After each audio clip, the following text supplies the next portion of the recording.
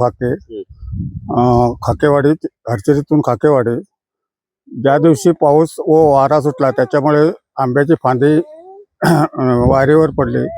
आम्ही कॉन्ट्रॅक्ट वारमन जवळ केलं, वारमन येऊन गेला, परंतु त्याने काय परत फिरकलाच नाही। आज जवळजवळ 35 घरं काळोखात आहेत। काळोखात रॉकेल पण नाही, त्याच्यामुळे बत्ती पण लावता येत नाही। काळोखात कसे दिवस काढायचे हे तुम्हीच सांगा। काय नेमकं झालंय? वाऱ्यामुळे आंब्याची टाळी पडली, त्याच्यामुळे काय आलं? त्याच्यामुळे वारी तुटल्या। माझे नाव संदीप शंकर खाके, राहणार हरचिरी चिंचवाडी खाकेवाडी।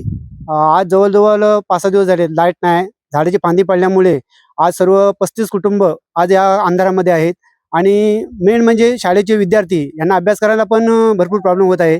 तर लवकरात लवकर याचा शहानिशा करून लाईट लवकरात लवकर चालू करावी अशी आमची सर्वांना विनंती आहे।